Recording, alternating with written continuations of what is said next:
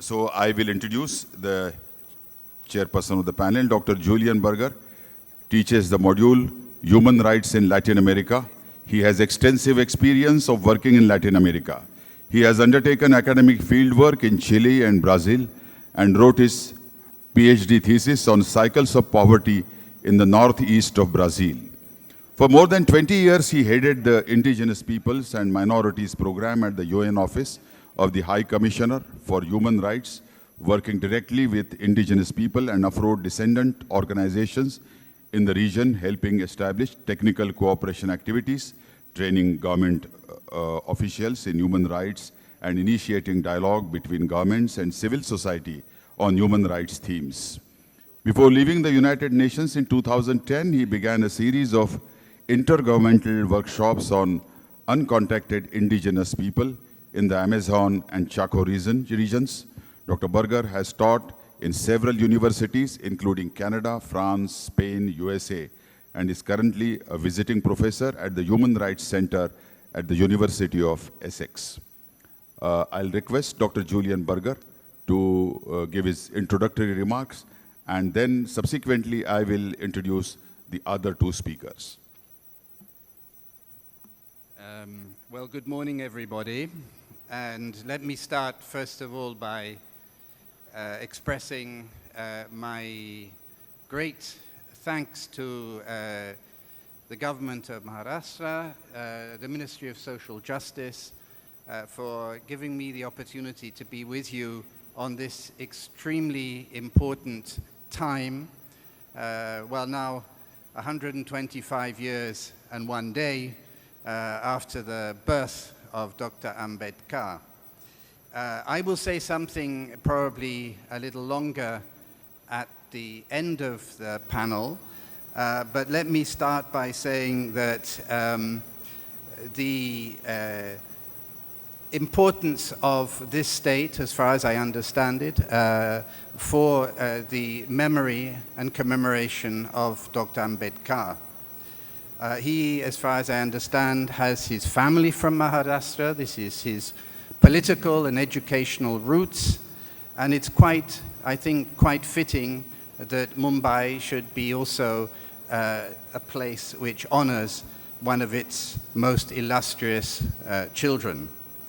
I am here among many admirers and scholars of the life and work of Dr. Ambedkar, and I am absolutely not going to start telling you about his life because many of you know far more than I do.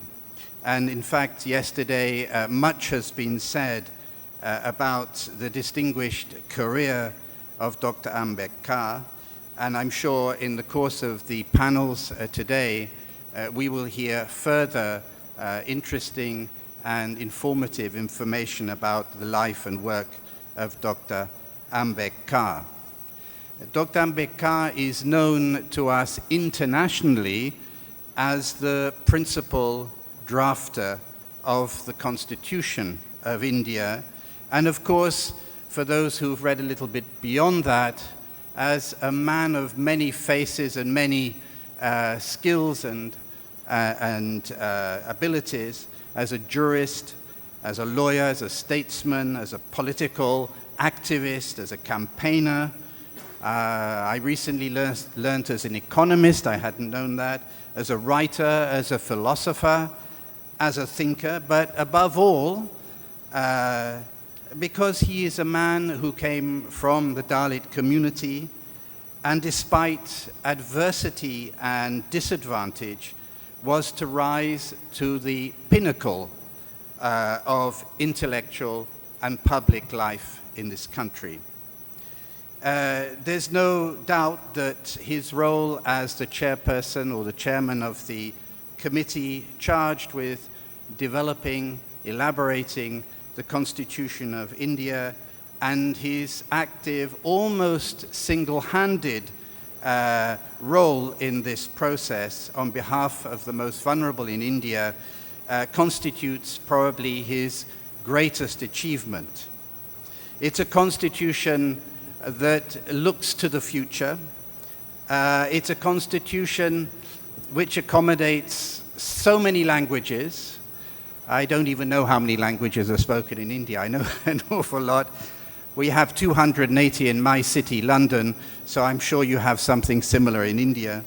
And its enormous cultural diversity and religious diversity. And if I understand right, you have more than 1 million gods. So if you have a constitution for such a diverse community, this is extraordinary achievement. The constitution is not only a framework for government, it also embodies fundamental human rights. And that's something which I will say something about later after the panelists have spoken, since my background is from human rights.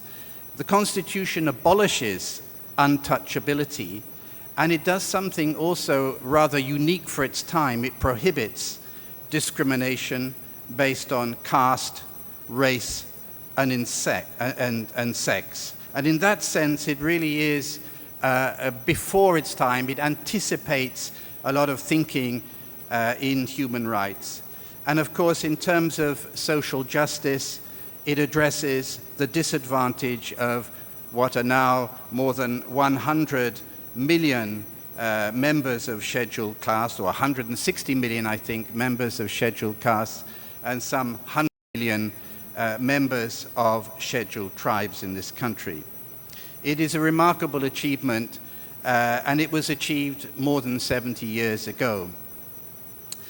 As we know, the Constitution and the principles that were incorporated into it at the initiative of Dr. Ambedkar are at the origin of many of the acts of Parliament that subsequently were adopted, addressing issues such as child labor, bonded labor, some of the atrocities, and I learned yesterday such things as maternity leave, working hours, and so on. So he was an inspiration and a driving force for much of these very progressive social actions by Parliament in India.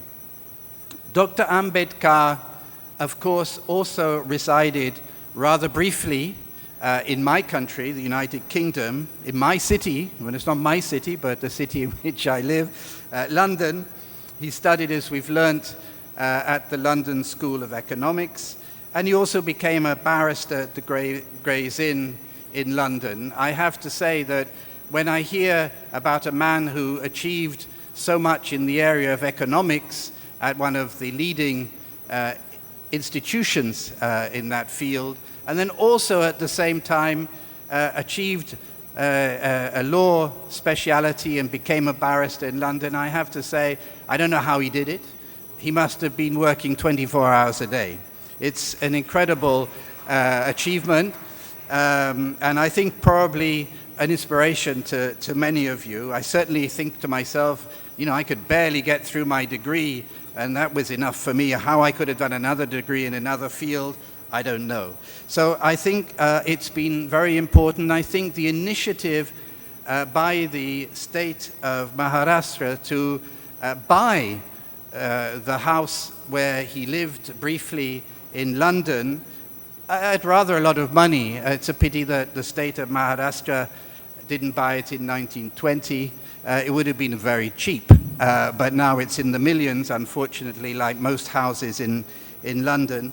But I think the inauguration of that building, the decision to make it a center built around the work of Dr. Ambedkar, to build the work around it in human rights, and certainly I know of many friends and scholars in my country who will welcome this visibility given to one of the great founders of India and his connection with the UK, and will want to try to assist that center in developing programs and activities to give visibility to the issues of human rights and, of course, the issues in this country.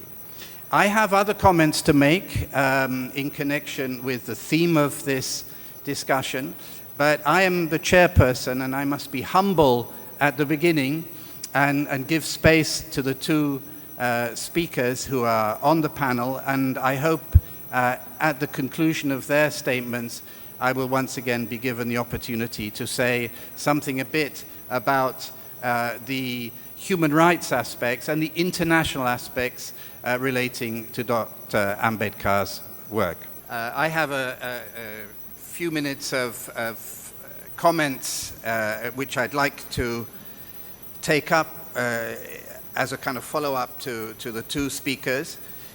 In the first place, I felt it would be important to try to understand what has been the contribution of Dr. Ambedkar's thinking more generally on human rights. And let me identify three areas which I think are quite interesting and quite innovatory in the case of Dr. Ambedkar. In the first place, the question that has been very central in the early discussions about human rights at the United Nations was the question of human rights being universal. There was always a discussion that some states would come up and say, well, of course, some human rights are universal, but we have a special kind of culture and history, and therefore, we can't really absorb all these rights. They don't quite fit in. And actually, in my country, we have, as you know, many people whose origin is India. We also have the caste system, effectively. And in our Human Rights Act, we do have reference to the prohibition of caste or descent-based or caste-based discrimination. But it has often been a difficult issue with the Hindu majority, in the sense that they argue that this is an issue really not about human rights, about religion, about culture, about history. And I think this issue of universality is something that's taken up in what I understand are the writings of Dr. Ambedkar. He has looked very widely at the histories and cultures of others. We will hear later about his time in the United States and his interest in the struggle against slavery and the struggle for equal treatment of Afro-Americans. But clearly he's a kind of what we would call maybe in Europe a Renaissance man. He's curious about everything. He's interested in law, in culture, in philosophy, in the histories of peoples, and so on and so forth. And in that sense, I think very much of what he proposes in his writings is trying to argue that human rights, the dignity of the human being, is a universal phenomenon. It is not something where you can say these people have no rights here because of certain historical, religious, or other factors. So in that sense, I think he is quite innovating and anticipates a debate that has been held within the United Nations over much of the last years. The second area, I think, which is very important, is what we call in human rights the interdependence of rights. You will know probably that during the long period of the Cold War, certain states on the West were saying the really important rights are the civil and political rights. They're the ones that are about freedom of speech and so on and so forth. These are the really important rights. And there would be other states who would be arguing in the South, well, we are not seeing these as the most important. Our interests are really development, economic development, improving the possibilities of the citizen to have a good life and to eradicate poverty and so on. In other words, economic, social, and cultural rights. And we have in the United Nations two important conventions. One is a convention on civil and political rights, and the other is on economic, social, and cultural rights. And so the world was a little bit divided around that, and it was only really in the 1993, on the occasion of the World Conference on Human Rights, that states, in a sense, finally agreed that all rights are interdependent. You cannot have one series of rights without the other. Each depends on the other. And I think that is very much, if I understand it, the thinking that comes through Dr. Ambedkar's writings. He talks about the importance of creating the civil and political rights of all citizens, in particular those in scheduled castes, scheduled tribes. And he also says we need also to develop things like education. Education of fundamental. Without education, without these social aspects, we will not be able to advance in the other domain. Both are important. And that is really, again, anticipating a debate which was very important throughout the development of human rights in the United Nations. And the third aspect, which I think is extremely interesting and again anticipates the discussions within the human rights, is the whole notion of affirmative action. That is to say, to include within the Constitution and within the laws of the country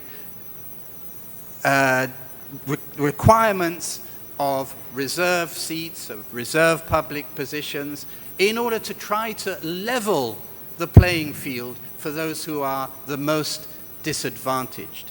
This kind of affirmative action is really quite pioneering. It came up in the 1960s and 1970s as there was an attempt to understand and develop jurisprudence around the rights of minorities, specifically Article 27 of the Convention on Civil and Political Rights. Because there, it was clear that simply making things equal was not going to help those who were the most disadvantaged. There was a need for governments to undertake special measures to make improvements and to address that disadvantage. And all of that discussion about affirmative action, which now is really embedded in the thinking of the United Nations and the thinking of human rights, including in the so-called Declaration on the Rights of Persons Belonging to Minorities, that thinking about affirmative action is already anticipated by Dr. Ambedkar in his writings and in practical ways in the Constitution. So in these three areas, there is really an interesting, if you like, contribution to the discussions relating to human rights. Now, I have also been asked to say a little bit about how the issue of caste-based discrimination developed at the United Nations. Yogesh Vahada has already made some comments, or in rather detail. I won't go into that, but let me just set out a couple of key principles. As you all know, in 1948, the states of the world adopted the famous Universal Declaration of Human Rights. And out of that has emerged a whole series of rights through the development of conventions and covenants and declarations and resolutions that set out a whole corpus, a whole body of human rights, law and aspirational declarations.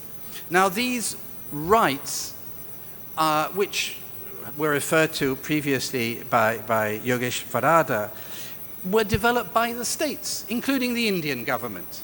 They are present fundamentally in the development of these international human rights instruments, international human rights law. They're involved in making proposals. They're involved in negotiations. And they have the very last word as regards their adoption by the United Nations General Assembly. So it's states that decide on human rights. It's not non-governmental organizations. They may influence, they may wish to encourage governments to take action, but ultimately these laws that are international human rights law are part of a development of states, of member states of the United Nations. They have written them down and they have agreed to adhere by them. And I think that's very important because, as we will see, when the issue of caste-based discrimination began to be presented at the United Nations, and here I take a parenthesis to pay tribute to Yogesh Vahada, who seems to have a very good memory for dates, who said that we met on the 31st of July 1991 in Geneva at the working group. So I will believe him, but I do remember him being present in 1991 and certainly talking to me and raising this issue and me perhaps suggesting where he might try to find avenues through this complicated monolithic kind of body of the United Nations. So I have to pay tribute because at that point he really raised these issues. But I have to say that he faced an enormous hostility from the Indian government. The Indian government were very much saying, as he has said, that this is an issue which is already, if you like, in control. We have laws. This caste-based discrimination, this untouchability is prohibited in our country. You don't need to talk about it at these forums. But this is precisely what these forums are for. These forums are for civil society to raise and challenge governments on human rights. And they're created by governments. And the laws are created by governments. So it's quite normal that they should face, when there are allegations of violations of those rights, members of civil society coming and raising these issues. I think it's been very important that early development, that first step taken by Mr. Vahada, not only in 1991, but subsequently looking and seeing other spaces in which the issue of caste-based discrimination could be raised. Later at the Committee for the Elimination of Racial Discrimination and other committees dealing with human rights. Because the real challenge, and it was a challenge, equal challenge, I think, for Afro-descendant peoples who began also at the same time to come to UN, is the issue of visibility. These issues are invisible, or were invisible. They were not known about at the United Nations. The international community had not been told about these major issues in human rights. So I think it's very important, the work that has been done. The pressures that are put upon governments are extremely important. They're democratic pressures. They raise issues of importance for the governments. And I think it's extremely important that governments then react to them, have a sense in which they are being challenged, and try to address those issues, both internationally and, of course, domestically. Now, I'm going to conclude with my perhaps observations of this phrase, liberty, equality, and fraternity, because I have seen it written up very much here in this conference. We've heard reference to it. This phrase, of course, comes immediately from the French Revolution. Liberté, égalité, fraternité. It sounds very good in French, I think, better than probably in English. And of course, it makes you ask the question and ask, what do these words mean now in 2016?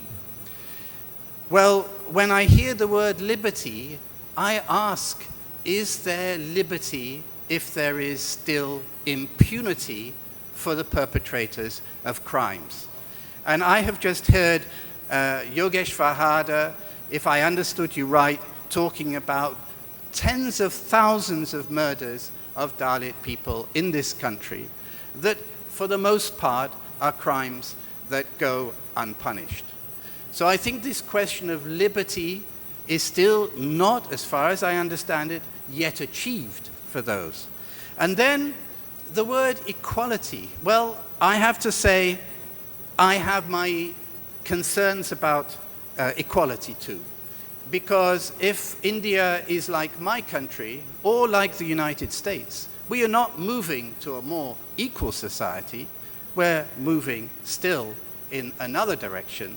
And very often it looks more unequal now than 20 or 30 years. So the question of equality, I think, still remains an issue and a challenge for 2016. And finally, fraternity. Well, fraternity is about solidarity. It's about standing up for the weakest. And it makes me think of what has been happening in the United States. And this phrase, if I understand it right, Black Lives Matter, because that has been a slogan that has been taken up in the light of some of the violence against Afro-Americans in the United States. And I wonder, and this is my concluding comment, whether Dr. Ambedkar might take up that slogan and say Dalits' lives matter in 2016. And I think for me that would be something which seems to refer to his very broad understanding, looking beyond India's borders to how other states and how other peoples are facing human rights. Now, that's my comments. We have about 5 or 10 minutes left, and it was my hope, with your understanding and with our colleague here's understanding, to just invite the two speakers to make just 1 or 2 minutes of concluding comments, and then we will call it wrap up our talk, because I know that both speakers were a little bit under pressure. Professor Yadav, who made a wonderful presentation on women and Ambedkar, I'm sure she would like to make 1 or 2 comments in the end. And of course, Yogesh Vahada, who only began to tell the story of the work at the United Nations, would, I think, like to say 1 or 2 comments at the end. I think we have to be strict about time, but after this, I'm not the boss. We have another boss here who keeps us in order. So thank you very much for your attention.